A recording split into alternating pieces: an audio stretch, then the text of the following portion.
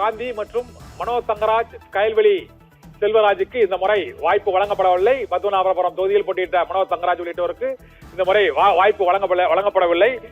மதுரை மத்தியில் அமைச்சர் பிடிஆர் பழனிவேல் தியாகராஜனை எதிர்த்து இயக்குநரும் நடிகரும் சுந்தர் சி களமிறங்குகிறார். மதுரை மத்திய தொகுதியில் பிடிஆர் பழனிவேல் தியாகராஜனை எதிர்த்து இதே போல தஞ்சை, ஓசூர், நாகர்கோயில், திருச்சி தெற்கு ஆகிய 4 தொகுதிகளிலும் அந்தந்த மேயர்களுக்கு சீட் வழங்கி இருக்கிறது.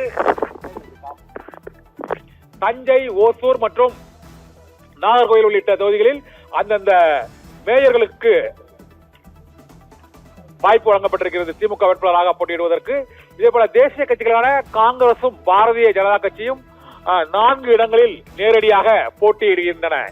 தேசிய கட்சிகளான காங்கிரஸ் மற்றும் பாரதிய ஜனதா கட்சி 4 இடங்களில் நேருக்கு நேர் போட்டியிடுகிறார்கள் என தகவல் வெளியாகி இருக்கிறது. இன்றைய திமுக வேட்பாளர் பட்டியலில் சுவாரஸ்யமான தகவல்களாக உள்ள பல்வேறு தகவல்களை பார்த்தோம்.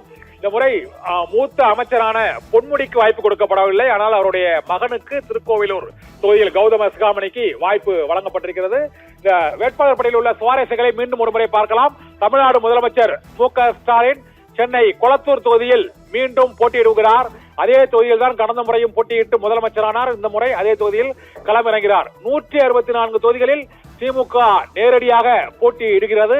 கூட்டணி கட்சிகளான மதிமுக 3 இடங்களில் உதயசூரியன் சின்னம், அதே போல மற்ற கட்சிகளான மனிதநேய மக்கள் கட்சி, மனிதநேய ஜனநாயக கட்சி, முக்குளத்தூர் புலிப்படை உள்ளிட்ட தமிழர் தேசம் உள்ளிட்ட கட்சிகளோடு இணைந்து 175 தொகுதிகளில் உதயசூரியன் சின்னத்தில் திமுக வேட்பாளர்கள் இந்த முறை களம் இறங்குகிறார்கள்.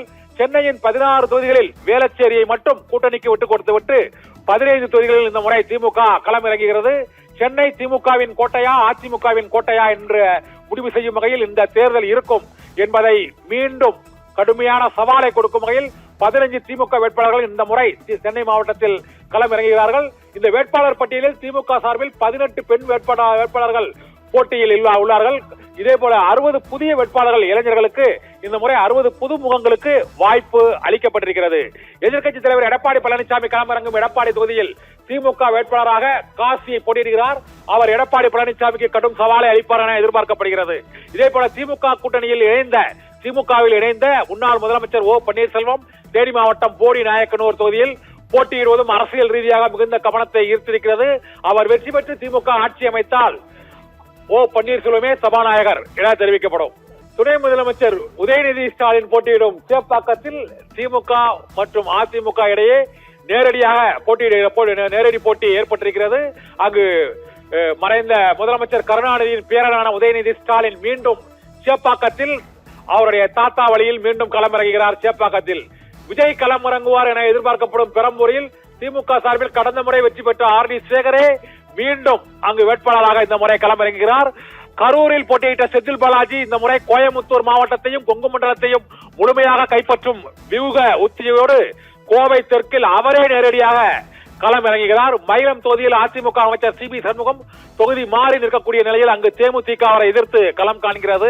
இதனால் மயிலம் தொகுதியில் யார் வெற்றி பெறப் போகிறார்கள் என்பது தமிழகம் முழுவதும் கவனத்தை ஈர்த்துள்ள மற்றொரு சுவாரஸ்யமான தகவலாக கருதப்படுகிறது. மயிலாப்பூரில் பாரதிய ஜனதா கட்சியின் தமிழிசை சவுந்தரராஜன் அதிகாரப்பூர்வமாக அறிவிக்கப்பட்டால் அவரை எதிர்த்து ஏற்கனவே மயிலாப்பூர் தொகுதியில் போட்டியிட்டு வெற்றி பெற்ற வேட்பாளர் தா வேலு மீண்டும் தமிழிசை சவுந்தரராஜனை எதிர்கொண்டு வெற்றி பெறுவாரா என்ற மிகுந்த சவால் எழுந்திருக்கிறது.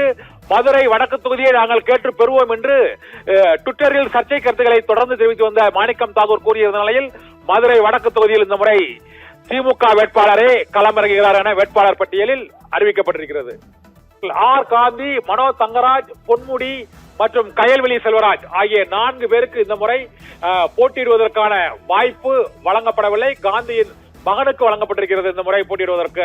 ராணிப்பேட்டை தொகுதியை பொறுத்தவரை மதுரை மத்தியில் பிடிஆர் பழனிவேல் தியாகராஜனை எதிர்த்து ஒரு கடைசி நேர திருப்பமாக புதிய நீதி கட்சியின் சார்பாக நடிகை குஷ்புவின் கணவரும் இயக்குநருமான சுந்தர் சி களமிறங்குவார் என அறிவிக்கப்பட்டிருக்கிறது. இது இந்த தேர்தல் காலத்தில் சுவாரஸ்யத்தை ஏற்படுத்தி இருக்கிறது. தஞ்சாவூர், ஓசூர், நாகர்கோயில், திருச்சி தெற்கு ஆகிய 4 தொகுதிகளில் மேயர்களுக்கு எம்எல்ஏ சீட் வழங்கி இருக்கிறது.